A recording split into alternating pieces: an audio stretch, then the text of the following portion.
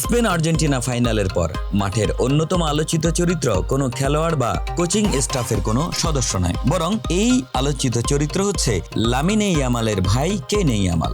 বিশ্বজুড়ে প্রচার মাধ্যমের আলোয় থাকায় কেইনেকে ফাইনালের পুরস্কার বিতরণীর আগে মাঠ জুড়ে ঘুরে নানা কাণ্ড কীর্তিতে মেতে উঠতে দেখা গেছে। ছবিতে তার বিভিন্ন মজার দৃশ্য ফুটে ওঠে।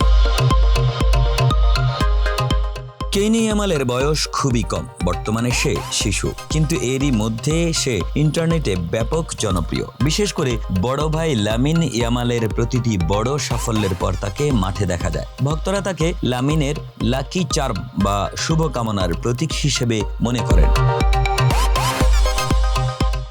কেইনের জনপ্রিয়তা মূলত শুরু হয় 2024 সালের ইউরো কাপের ফাইনালের পর। তখন তার বয়স ছিল মাত্র 1 বছর। স্পেনের জয়ের পর মাঠে তার খুনসুটি, ট্রফি নিয়ে খেলা করার চেষ্টা এবং বড় ভাইয়ের সাথে তার আদুরে ছবিগুলো বিশ্বজুড়ে ভাইরাল হয়েছিল।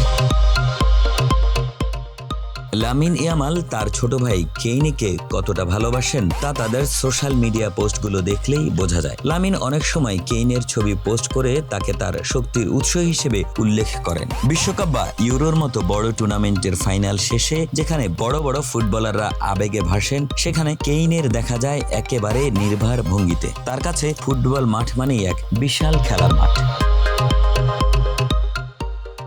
ম্যাচ চলাকালীন ভিআইপি বক্সে তার মা শিলা ইবানা এবং বাবা মুনির নাসরা উইয়ের সাথে কেইনকে প্রায় দেখা যায়। ক্যামেরাম্যানদের অন্যতম প্রিয় বিষয় হলো কেইনের এক্সপ্রেশন।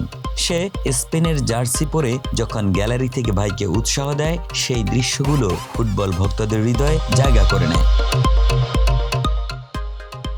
কেইনে ইয়ামাল কেবল লামিন ইয়ামালের ভাই নয়, সে যেন বর্তমান স্প্যানিশ ফুটবল দলের এক অবিচ্ছেদ্য অংশ।